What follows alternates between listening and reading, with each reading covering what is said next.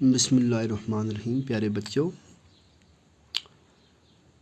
ہم جو سبق پڑھ رہے تھے اس کا نام ہے گیہوں کا دانہ۔ تو کہانی ہم نے کل ختم کی ہے۔ آج آپ کی درسی کتاب پہ جو آخر میں سوالات دیے گئے ہیں، آج ہم ان کے جوابات لکھنے کی کوشش کریں گے۔ پہلے ہم دیکھتے ہیں الفاظ اور ان کے معنی۔ دریافت کرنا، معلوم کرنا۔ دریافت کرنے کا مطلب ہے معلوم کرنا۔ متمین ہونا، اطمینان رکھنا، حاضر، موجود یا سامنے۔ رواج ہو گیا طریقہ۔ سوالات۔ پہلا سوال ہے، یہ کیسے پتہ چلا کہ وہ انڈا نہیں گیہوں کا دانہ تھا؟ یعنی اس کہانی میں ہم نے پڑھا تھا کہ کیسے پتہ چلا کہ وہ انڈا نہیں بلکہ گیہوں کا دانہ تھا۔ اس کا جواب ہم نے یہ لکھا ہے، سوال نمبر 1، اور اس کا جواب یہ ہے، جب چیل نے اس میں سوراخ کر دیا تب پتہ چلا کہ وہ انڈا نہیں گیہوں کا دانہ تھا۔ جب ایک چیل آئی، جب انہوں نے تاک میں رکھ دیا تھا کھڑکی میں، تو جب چیل آ کے اس میں سوراخ کرتی ہے تو تب پتہ چلتا ہے کہ وہ انڈا نہیں گیہوں کا دانہ تھا۔ سوال نمبر 2، سب سے زیادہ کمزور کون تھا؟ بیٹا، باپ یا دادا؟ تو یہ بھی ہم نے سبق میں پڑھا ہے، کیونکہ جو بیٹا تھا وہ 2 لاٹھیوں کے سہارے چلتا ہوا آیا تھا، جو باپ تھا اس کے ہاتھ میں 1 لاٹھی تھی، اور جو دادا جب لایا گیا تھا دادے کو، تو وہ بغیر کسی سہارے کے دوڑتا ہوا آیا تھا۔ تو ہم نے یہ لکھا، سب سے زیادہ کمزور کون تھا؟ بیٹا، باپ یا دادا؟ تو اس کا جواب ہے بیٹا سب سے زیادہ کمزور تھا۔ سوال نمبر 3، بڑے دادا نے اس دانے کو کیوں پہچان لیا؟ جواب ہم نے لکھا، بڑے دادا نے اس دانے کو اس لیے پہچان لیا کیونکہ یہ اس کے زمانے کا دانہ تھا۔ یعنی جب وہ بڑا دادا جب جوانی میں تھا، تب اس زمانے میں اس قسم کا گیہوں کا دانہ اگتا تھا۔ سوال نمبر 4، آج کے انسان کی زندگی دکھ بھری کیوں ہے؟ یعنی آج ہر انسان پریشان ہے، اس کی زندگی دکھ بھری ہے، اس کا مطلب کیا ہے؟ یہ بھی سبق میں ہم نے پڑھا ہے۔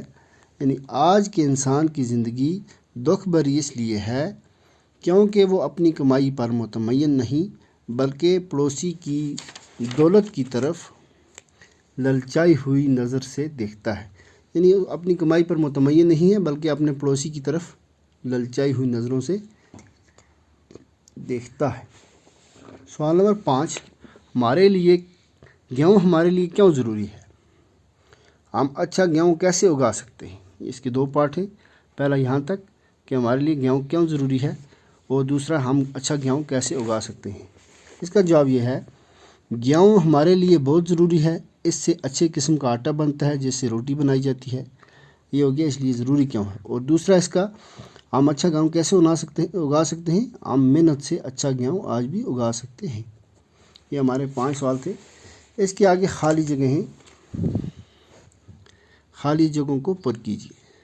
نمبر 1، غور سے دیکھا تو معلوم ہوا کہ وہ انڈا نہیں ڈیش ڈیش کا دانہ تھا۔ اس پہ آپ لکھیں گے گیہوں کا دانہ تھا۔ دوسرا ہے، ایسا گیہوں کا ڈیش ڈیش اس سے پہلے کسی نے نہیں دیکھا تھا۔ ایسا گیہوں کا دانہ، ایسا گیہوں کا دانہ، اس میں آپ لکھیں گے اس سے پہلے کسی نے نہیں دیکھا تھا۔ اپنے پڑوسی کے مال کی طرف للچائی ہوئی نظر سے نہ دیکھنا چاہیے۔ یعنی اپنے پڑوسی اگر وہ امیر بھی ہی کیوں نہ ہو، لیکن اس کی دولت کی طرف للچائی ہوئی نظروں سے نہیں دیکھنا چاہیے۔